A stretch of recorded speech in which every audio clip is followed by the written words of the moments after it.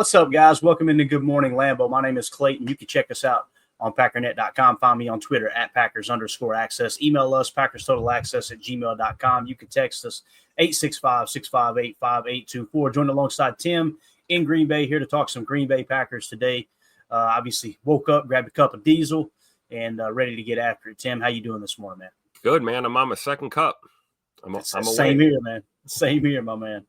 So obviously doing the morning show here, a little bit different. I know we got people filing in. It's cool to see some people like the morning show, right? Like Nick McSwain morning show, all, exclamation points, good stuff, man. Some people are morning people, some people aren't. Josh Vallandigham, good morning, everyone. Got that diesel brewing for Good Morning Lambeau. Yes, sir. Yes, sir. Nick McSwain, looking forward to more morning shows. I can never listen at night with the what would you call that emoji face there, Tim? It kind of the frown face, I don't know. Yeah, this kind of comes to mind for me, to be honest with you, man. When I see that one, it immediately makes me think. Pressure. Kind of like not sure what the heck's going on, top face, right? Let's see here. Patrick in the chat. Love your stuff. Appreciate you, Patrick. Thanks for joining us this morning, man. And Patrick says, can the Packers go back to a 3-4? We kind of talked about this. We seen your comment come through. Patrick, I'm a big 3-4 fan. I've always been a big 3-4 fan. I'm a big Dom Capers fan because I grew up on the Blitzburg defense. People like to say, okay, the scheme's bad, but you see Pittsburgh still running it, essentially. Now, they mix in, man. Every defense mixes in every look. But for the most part, you got that 34 jam front, and it's a fire zone blitz type defense. So I don't foresee them going back to a 3-4 as long as Matt LaFleur is the head coach. Everybody he's coached with, all of his buddies in the game, every one of them, they're big in the 4-3, that Pete Carroll style defense from the Legion of Boom days, and it's been modified over the years as well. Now, I will say that what Hafley has done with this defense is he's added in an element of, the defensive ends dropping into coverage with these fire zone blitzes. So that, from that sense, it's very, very similar. Mm-hmm. But the difference is one gap approach out of your base defense, which essentially means the defensive lineman one gap and go, right? You got one gap assignment in the running game for the most part, unless you run stunt. With the 34 jam, those three defensive linemen in the middle, when you're facing 12 or 21 or 13 personnel, they're assigned to two gaps. It's engage, hold the point of attack, and slide horizontally so your backers can come in and make the play, right? So I don't foresee it, Tim. How do you see that, man? You want to answer that question real quick? Oh, I'm with you. I don't think. We could go back, but I don't think it's likely. And even if we see a coordinator change here in the near future, I don't think the Packers get away from the 43. You're drafting now. Goody's in a position where he's going to be bringing in players to play in this type of a scheme. I'm with you, Clayton. I never really had a problem with the 3-4, but I do think if you're not executing like we saw with a couple of those years of Joe Barry's D, where guys weren't getting off their blocks and linebackers were not coming up in the run fit, and the 34 can expose you in the run game, as we've seen in recent memory. So I'm a fan of going to the 4-3. I like what Hafley's doing. It's possible. You never know. If there is a change, they could revert back, but I'm kind of with you. I think that they stuck with it as long as they did, and we finally did make a change. I don't see us going back to the 34 anytime soon. Yeah. And Nick McSwain sarcastically says, I thought Joe Barry was the only DC who dropped linemen into coverage. Thinking emoji. Yeah. It's funny, man. That whole conversation last year was hilarious. When I went through and picked like multiple defenses, they had TJ Watt dropping into coverage in Pittsburgh, arguably the best pass rusher in the league. And it's funny when you put that up. Well, he can do that. Preston isn't versatile enough to do that. It's like, you guys aren't getting it. You're just not getting it. Yeah. I digress. But, yeah, it's funny. Holmes in the chat. No, Nick, recall when Raji dropped and got a pick six in the playoffs. Yeah. Holmes, he was being sarcastic. But, yes, that's another good example of a fire zone blitz, dropping the nose tackle into coverage. In week 1 this year against Philly, we had both of our interior defensive tackles drop into coverage on the same play. As soon as I seen that, I was like, it was all over the BC tape. You knew it was right. Man, I'll never forget that BJ Raji pick, man. Oh my goodness. Showing off the sheer athletic ability. Yeah. And of course, almost celebrating too soon and getting it stripped there at the goal line. Thank goodness he got it across. But yeah, I love it. normally I get mad over that type of stuff, Tim. I didn't even care. I was so excited for Raji. I'm like, it's all right. It wasn't a fumble. I don't care. I would harp on that for a few days if it was someone else. But it's like Raji was the most soft-spoken dude. What's crazy is he disappeared. Like to the best of my knowledge, his parents were Pentecostal pastors, right? If I understood correctly. And you know, I don't know if pastor is the right word. They preached in the Pentecostal church, right? I think they might have founded a Pentecostal church. And, you know, he burst onto the scene, played for a few years, won him a Super Bowl, and just disappeared. I've tried Googling. I've tried searching all over the place, not to harass him, but just like, what's Raji doing today? Just tells you a lot about a person. He just goes right back into the background and doesn't want to be bothered and just lives his life, right? Pretty cool. So, yeah, wherever he's at, hopefully he's doing well. You know, best wishes to him. Thank you for the memories. Heck of a ride when he was here, right? Yeah, no doubt, man. No doubt about it. All right, Tim, you got a little bit of news that broke earlier today, right? If you want to hit on it. I know you've been following this really, really close, but go ahead, man. Yeah, this actually, they updated this late last night, I believe. Shout out to NBC 26, local affiliate here in Green Bay. City agrees to pay for the Heritage Plaza's removal. The Green Bay Packers will be the ones who decide where the Heritage Plaza is going to be moved to. As you guys know, I'm not a huge fan about it being moved. It's kind of sad. It looks great downtown where it is on Washington and Cherry, but ultimately there's a new development coming in. They're going to build some apartments, some mixed use kind of stuff downtown, several developments happening. And ultimately they decided that they needed to move the plaza. The good news is the city's going to cover the cost for it, which is great. And leaving it up to the Packers to decide ultimately where the monuments are going to be moved. You know, we got George Calhoun out there and Johnny Blood and a lot of the legends and plaques here. It's kind of like the gateway to the historic routes through downtown. You're just a few blocks away from Curly Lambeau's old office. And, you know, we always talk about the history on the east side downtown in Green Bay. So not happy that they are moving it, but I am happy that, you know, if you're going to have to do this, this is the way to do it. You can see on the headline here too, Mirren Construction is going to be the company that's contracted to relocate the monuments, which is great because they were the company that installed them when this first went in about 14 years ago. So at least the same contractors will be handling the materials, and you know, you don't have to worry about any damage or anything crazy. These guys know what they're doing. So I guess now the next update will be where the Packers ultimately decide to move Heritage Plaza. So that's the latest update right now.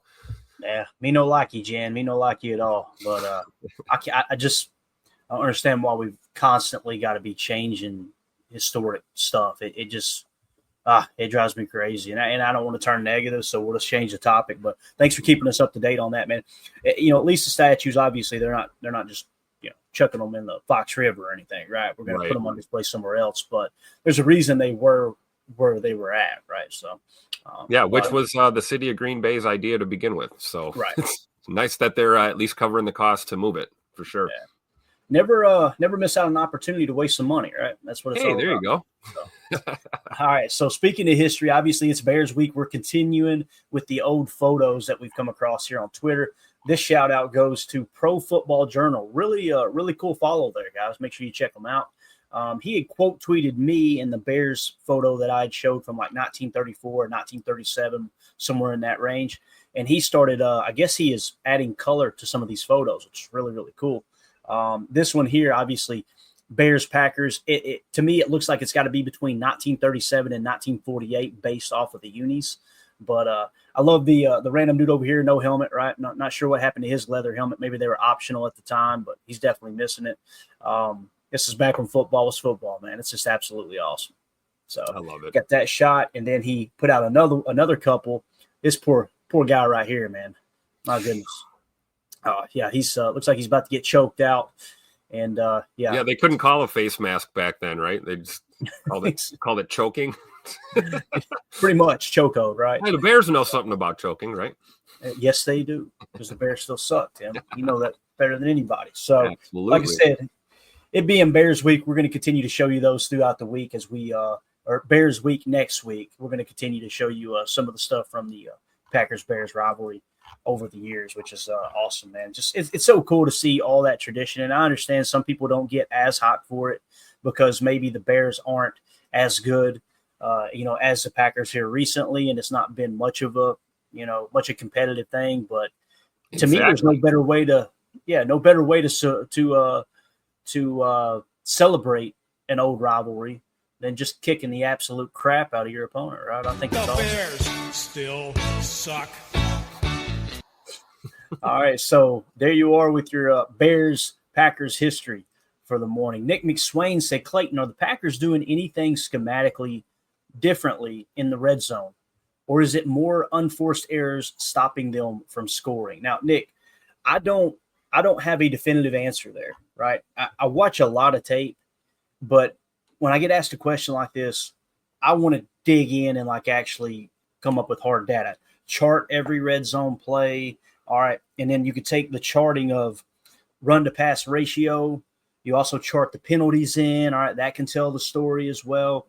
And then when you take the running plays, peel another layer back in the running plays. Okay. What were the actual run schemes on those plays? Passing play. What were the route combinations? Which passing concepts did they lean on in the red zone? I don't have the time to do that, but what I can do here is pull up NFL Pro. And what we're going to do is we're only going to do 2 games. We're not going to show every play, but we're just going to comb through. These are all the red zone plays. Okay, I do know that these are the red zone plays for the Packers in the last 2 games. So we're going to start with the Jaguars, and we're just going to read them off. And there's one that grabs our attention. Then we'll hit it. Okay. Well, let me just zoom out a little bit, make it a little easier. So against the Jaguars, as far as red zone plays, second quarter. 3rd and 8 play looked like it ended up being a penalty on Jacksonville for illegal use of hands. Okay. Let's see. Very next play, 1st and 10, negative 1 yard rush by Josh Jacobs. Very next play, 2nd and 11. Jordan Love throws an interception. Remember the out route he tried to hammer into Romeo Doubs. So he threw an interception there. Next red zone play came at Jacksonville's 3-yard line. I think they had maybe gotten a pick or something. But Josh Jacobs ends up scoring a touchdown, 3-yard run there. Here's the next one, second quarter, 8:04 left, 1st and 9 play from Jacksonville's 9-yard line. Josh Jacobs right in for 7 yards. Looked like there was an illegal shift, unfortunately, though. So penalty there on offense. Again, there's the penalties coming into play in the red zone. Second quarter, 7:33 left, 1st and 14. So this is the very next play. J Love pass incomplete, short right. So there's you a 1st and 14 passing play incomplete. Not good, bub, right? Emmanuel Wilson left into Jacksonville's 14 for no gain. So you got stuff in the run there. Just to me, it looks like execution, right? Like it's to me, it looks like a lot of shotgun in the red zone and a lot of shotgun in the red zone, not really bringing you success, at least in this sampling that we're looking at right now. And the big thing we're noticing too with Jordan Love, whether it be still the knee or the groin, you're not seeing a lot of under center snaps. Yeah. I think that's playing a huge role in his struggles. I really do. Because and then you couple that with Elton Jenkins not getting a bunch of snaps at center and then having to take over at center in a downpour low into the left. Jordan's struggling with that groin to grab those. I mean, if you take all 3 botched snaps that ended up in fumbles and basically washed the play out, if you took those 3 off the docket last week, we're probably losing by 1 score, to be honest with you. So there's just and you can come up with the penalties and say the same thing. You can say the pick 6 and say the same. Like there's a number of different plays that you can just go, okay, without that, and that, this is a totally different ball game. And the vibe I'm getting to answer your question, Nick, is it seems like a lot of these are penalties and just a lack of execution, in my opinion. Here we go, second quarter, 1:03. So you're in the middle 8, 3rd and 6 play from Jacksonville's 19-yard line. Pass incomplete, went deep left to Watson. It fell incomplete. Josh Jacobs up the middle for 2 yards on this one in the 4th quarter, 1st and 5. Malik Willis pass short right to Tucker Kraft. So there you go, Malik Willis throwing that touchdown pass where they did the fake they did the RPR, little swing to our boy Tucker Kraft. Josh Jacobs right guard for 3 yards. Another red zone play. Chris Brooks up the middle for 8 yards. There you go. That was at Jacksonville's 12.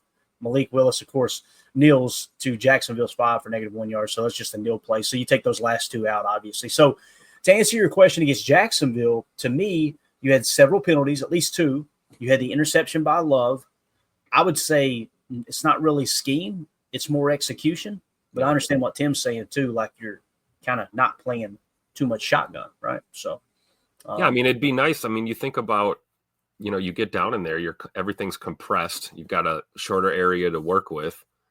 Trying to do play action fakes out of shotgun, you can find success there for sure. We've seen it before, but I mean, get QB1 under center at least once in a while, right. And then you can run some of that naked boot off of that or whatever, or pound the run, especially on early downs. But I mean, you see, like you look at some of these, man, you see Jacobs and Brooks and Emmanuel Wilson, you see these inside runs and you're seeing gains, Mm-hmm. So, yeah. I don't know. I'm kind of in the middle on this. I don't think it's scheme either, but I do think we could do a little bit of service to ourselves by mixing it up a little bit down there in the red zone.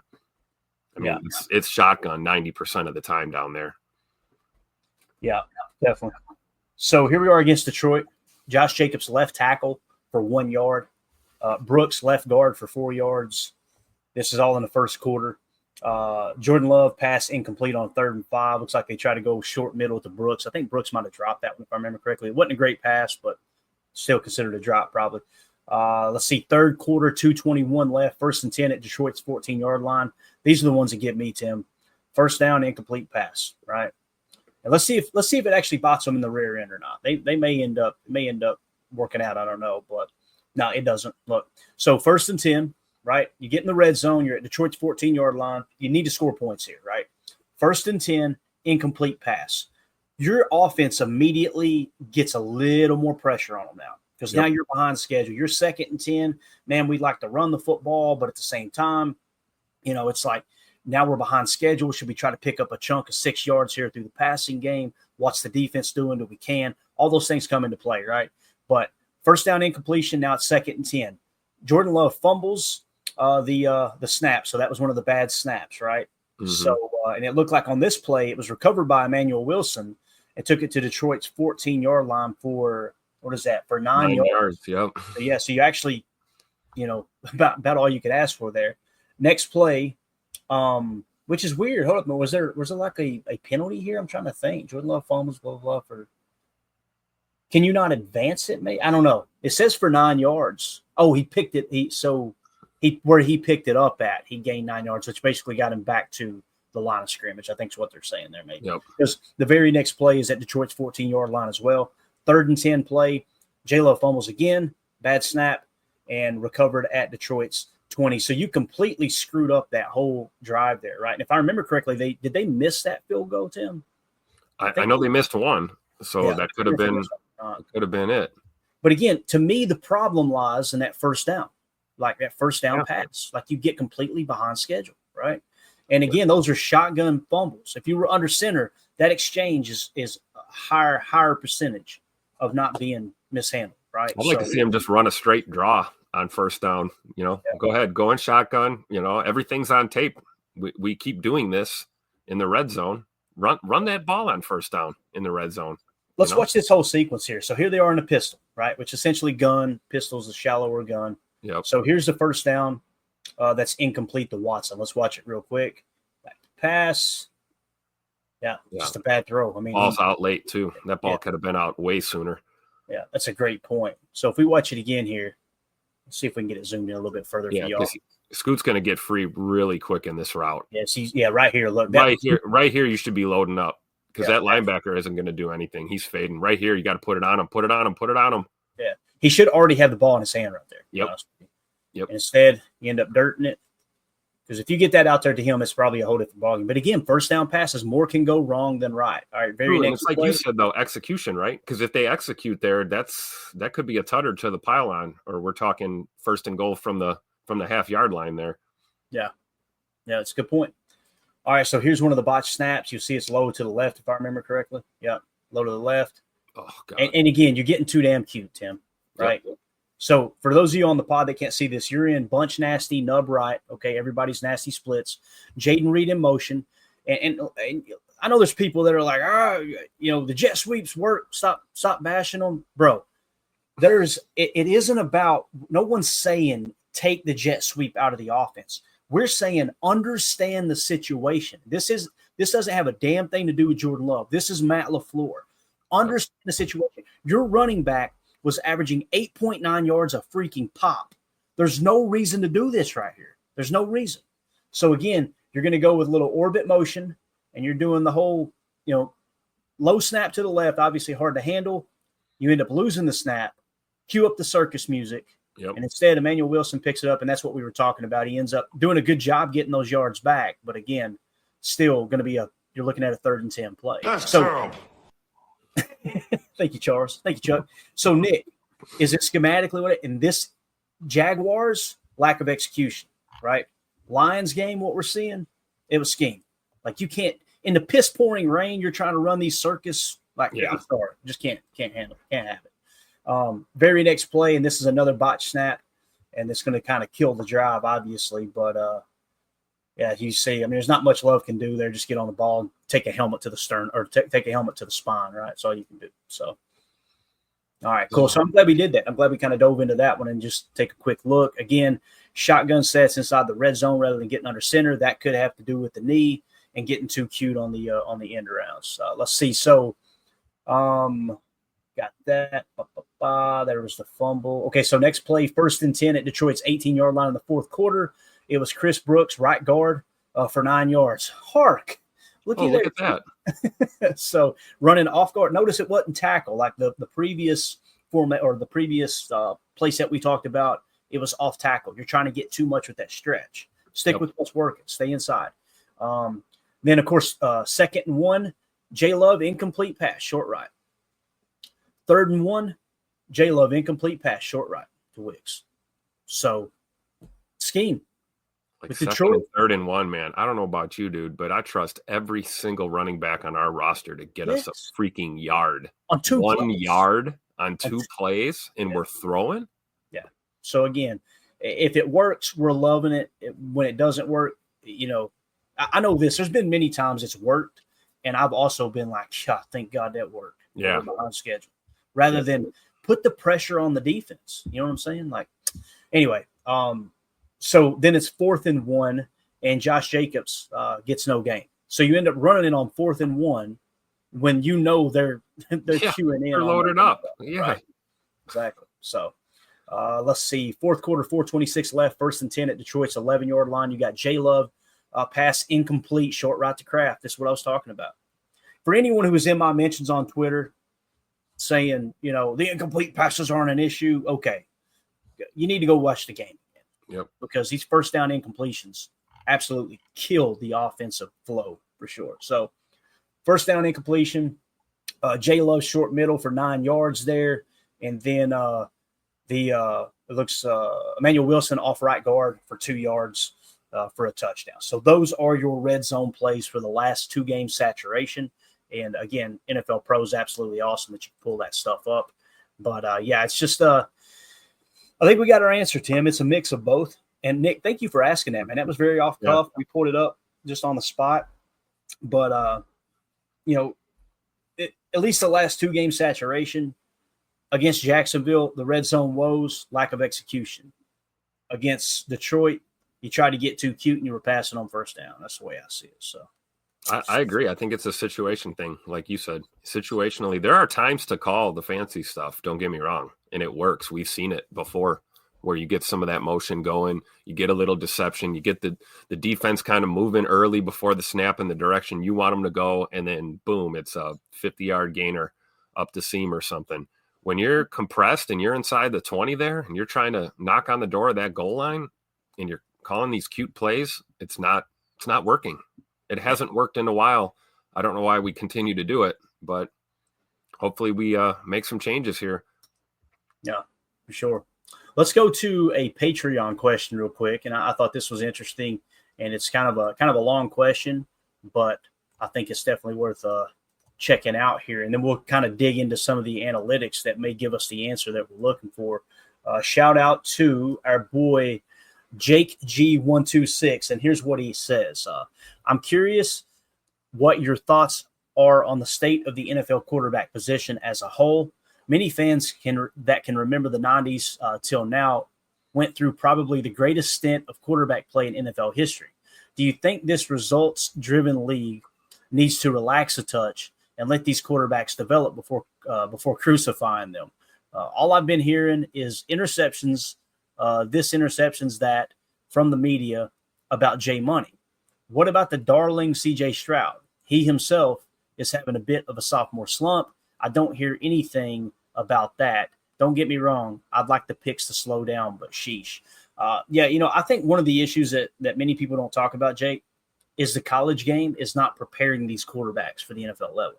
Yes. Everything is very, very schematic, quarterback friendly. Look to the side.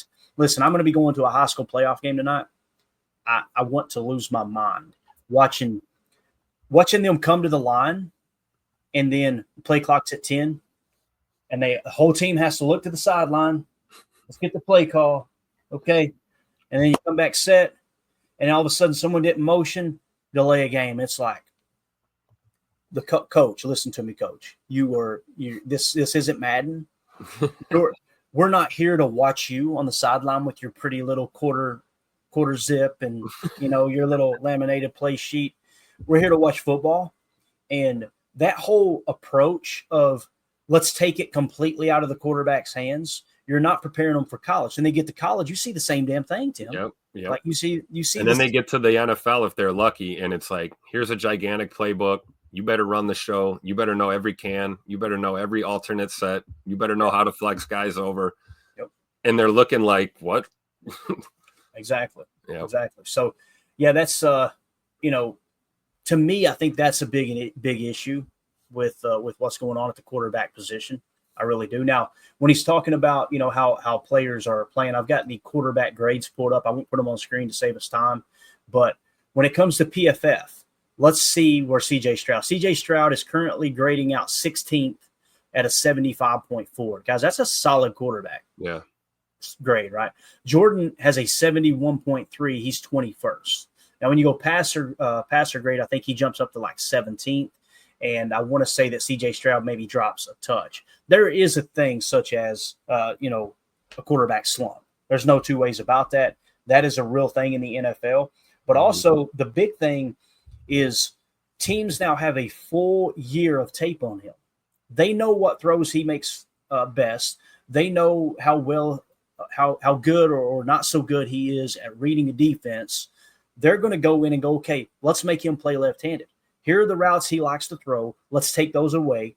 Here's his target he's most comfortable with. Let's take him away. And then if he beats us with the other options, he deserves the win. Many times that's how you scout out a quarterback. Now, with Jordan Love right now, he is not handling pressure well at all. So what are teams doing? Like you seen the pick six, they dialed up a blitz, right? Part of the reason is they know he's going to be careless with the football. Listen, this isn't nothing new with Jay Love, and I'm not dogging on Jay Love. You got to take the good with the bad. I have showed that seam ball to Tucker Kraft more than any play we've ever showed on this particular show, and I love it. I told you it's exciting again because Aaron was not going to take that shot later in his career, right? And that's why your touchdown to interception ratio was so high, and you were winning so many games with Aaron Rodgers here. But there's something in me, like it takes me back to 1997, takes me back to 1994 going, man, this feels a little bit like Favre, like this is exciting again, right? But you got to take the good with the bad. And with Jordan Love, they see that on tape. They're going to pressure him because he's hurt and he can't get away quite like he did last year. And on top of that, they know he's going to give them an opportunity to take a turnover. So, I mean, really, it's been on tape for him since Utah State. I mean, we talked about his last couple of years in college and what he had to deal with the turnover and getting the staff kind of pulled out from underneath him and then having to kind of go out there and just try and sling it in your final season. And, we've seen it. And I think that will correct itself over time. Jordan, the more pressures he's facing, the better chance he has to learn from that and what to do with the ball. We used to cringe when we'd see Aaron Rodgers take a sack there, but if he knew that was the best thing to do, just, cradle that ball and tuck and roll and the play's over, the defense won this one, we'll get him on the next down. It's better than taking a sack or better than a strip sack and a fumble or, a pick six in crucial times. Jordan will work his way through this. I truly believe it. This is kind of a sophomore year for him too. It's a second year starter. He's got to learn from these mistakes, but it takes time. But I agree, man. The what Jake's point here, the 90s up until today, we remember the 90s, Clayton. That's what we came up watching 90s football. And man, you had some freaking legendary quarterback play in that era for sure. I think there's a real good argument that probably the greatest in a quarterback play in recent history for sure. Yeah, and the game has changed too. Like comparing the 90s stats to today's stats, listen, I'm as guilty as anyone because I want to draw that parallel from Favre's first 1 or 2 seasons as a starter in Green Bay to how Jordan's doing because they have similar play styles. But when you're comparing the inflated numbers today to the 90s, like the interceptions today are far less frequent as they were in the 90s. Like you could come out in the 90s and throw 28 touchdowns and 23 interceptions, and that was considered a good year. Yep. Today you'd be looked at like, is he the answer at quarterback, right? Because again, the game has changed. It's evolved over the years. Now, when we look at Jordan, I do have this chart we'll pull up real quick. So this is quarterbacks EPA per play leaders in the NFL this season, okay? And essentially Jordan's 15th on this list. So again, expected points added per play leaders. Jaden Daniels 1, Lamar Jackson 2, Josh Allen 3, Joe Burrow 4, and quite a drop-off from those 3 to Joe Burrow, by the way. Then you got Tua Tagovailoa, you've got Brock Purdy, Jared Goff, Baker Mayfield, Jalen Hurts, Derek Carr, believe it or not, Kirk Cousins, Patrick Mahomes, how about that, Tim, being down there around the 13 spot? That's the spot, 12 or 13. Crazy. And Kyler Murray. Then you've got Mr. Xbox. Yeah, Joe Flacco, and then Jordan Love. So listen, no matter what you look at with Jordan Love, as far as you can look at the PFF grade, having a down year compared to the second half of the season. You look at his EPA per play, he's having a down year compared to last year. You look at the interceptions, you got to call it what it is. When it comes to protecting the football, I want everyone to hear me clear here, okay? I love Jordan Love. I want him to be the quarterback of the future. I think he is the quarterback of the future. But if we're going to approach this, and we always try to look at things on this show like we're a part of the team, like what's the coaching staff looking at? I know Matt LaFleur kind of shrugged it off in the presser, but I guarantee you this bye week, he is all over Jordan like, listen, bub, we can't keep doing this crap. Like you cannot turn the ball over every week like that and expect to win in the league. And the fact that they're sitting at 6-3, despite him leading the league in interceptions, that's a godsend. Clean it up and clean it up now. That's just, It is what it is. So let's be real though. We talked about that. We have to remember the guy's, we're not going to say injured, but he's playing hurt. Right, he's not 100%. And one of the things we always talked about, Jordan, you're never going to hear me say, oh, Jordan loves a scrambler. He's a mobile quarterback. Mm-hmm. No, but one of the things we always liked about his game coming into this league was the fact that if there's a breakdown of that pocket or that line, he's able to step up, step out, roll right, do what he's got to do. That mobility is decreased by 80 to 90% now. He knows he doesn't really have that option, or he's hesitant to take that option. So yeah, he's gonna Brett Favre it down the field and try and make plays. And you're right. I bet you Tupac LaFleur is having a conversation with Jay Money right about now. And man, you think we watch tape? Man, those guys are probably deep in the film room during this bye and trying to get it together here so we can go out and torch the Bears. But we can't keep shooting ourselves in the foot like this for sure. Yeah, no doubt.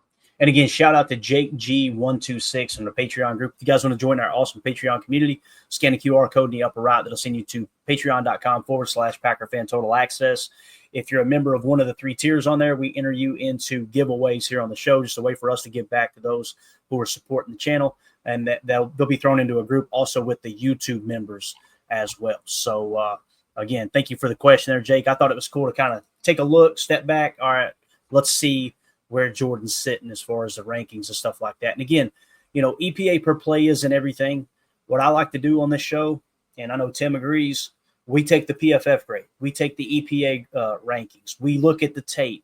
We take everything and put it into one big pot and go, okay, here's what happened and why it happened, as opposed to just going, well, PFF said they had this many pressures. And DVOA says that. DVOA, man, I swear. I don't know.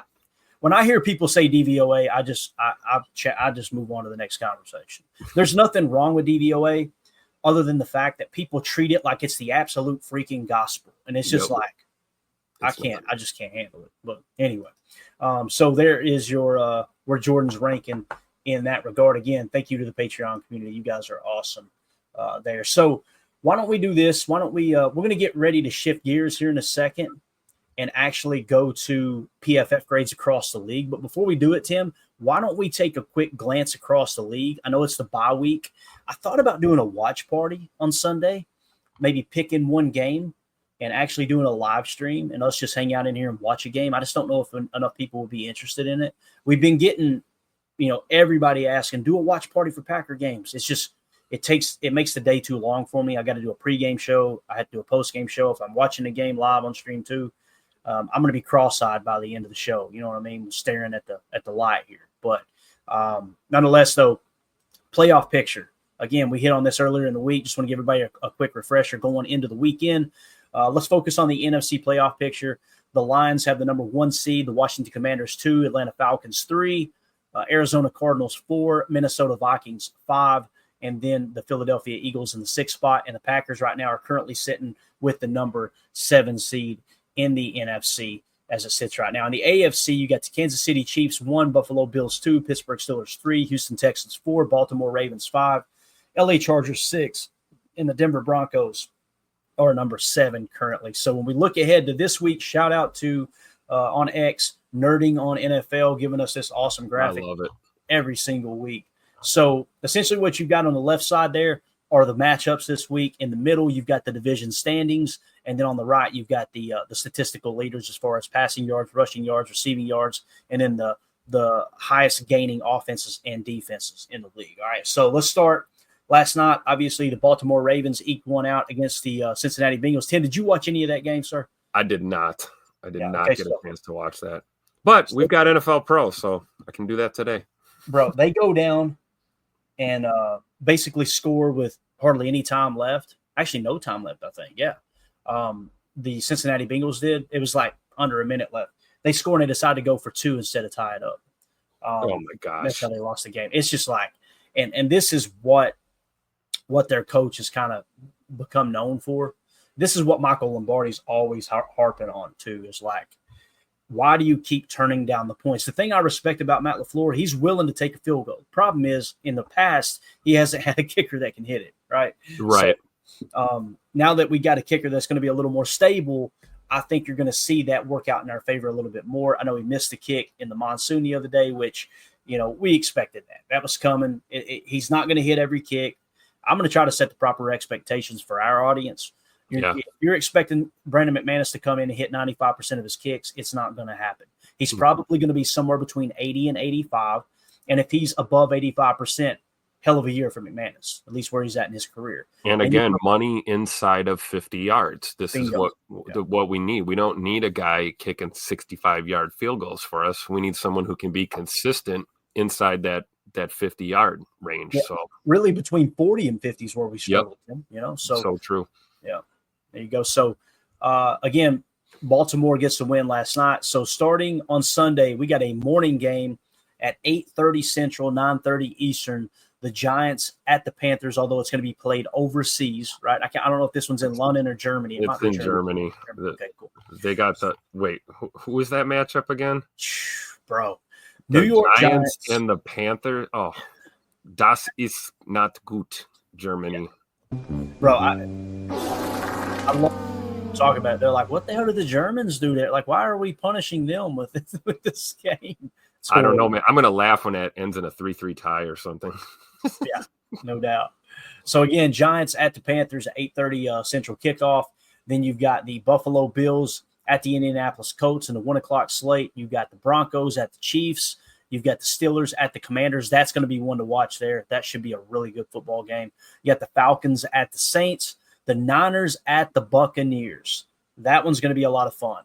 That's something that's going to kind of have some effect on the Packers playoffs here. Let's just look at the standings there in the middle column real quick.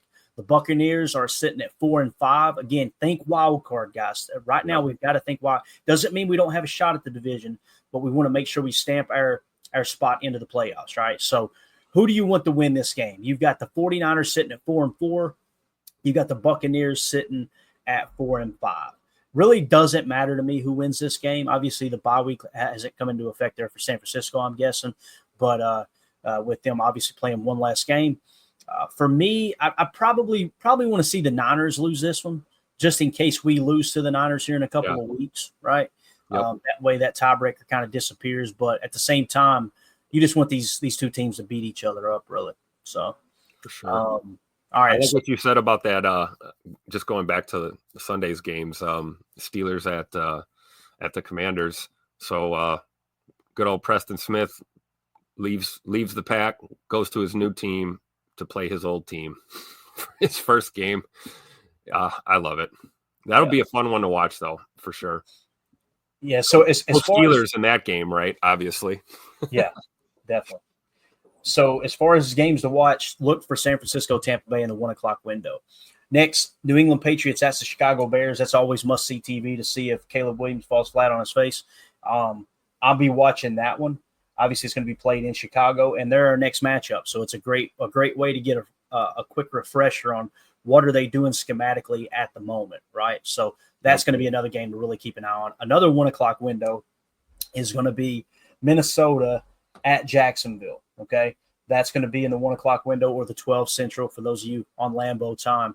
Really, what I got is we're going to have the try box up here on the big screen on Sunday in the command center. We're going to have all three of those games up at once to keep an eye on them. So obviously, let's go, Fabio. Yeah, we're going to be Jaguar fans this week for sure, and I'll be pulling for those Patriots against the Bears, obviously. So it's pretty cool when you got 3 games in the 1 o'clock window to watch. Now, in the 4 o'clock window, you've got the Titans at the Chargers.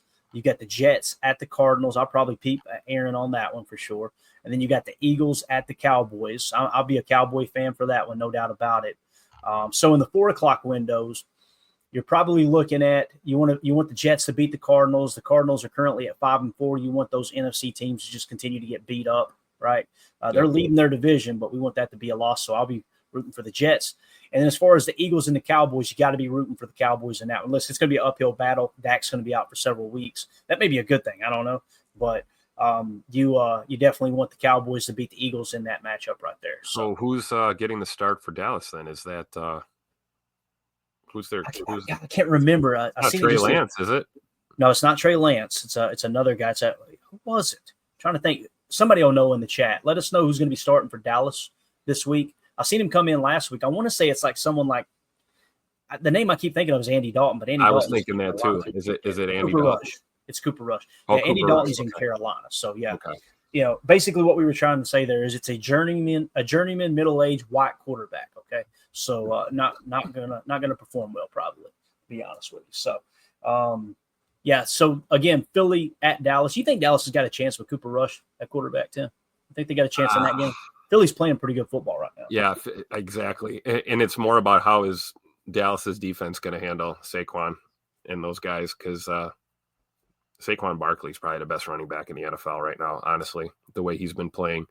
But, I mean, offensively, Dallas is just, they've really struggled, even with Dak. So, I don't know, maybe a little change of scenery back there could kind of jar something loose and they could get some things going. You got to think that McCarthy's going to have a game plan tailored around them.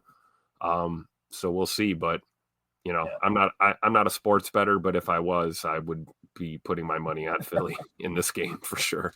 Exactly. And then the Sunday night game is obviously going to be the Lions at the Texans. We'll all be Texans fans in that game there. Monday Night Football is going to be the Dolphins at the Rams. The Rams are sitting 4-4, so we'll definitely be pulling for the Dolphins. For those of you listening on the pod, that's going to do it for hour one. We will see you on the other side for hour two. We appreciate y'all.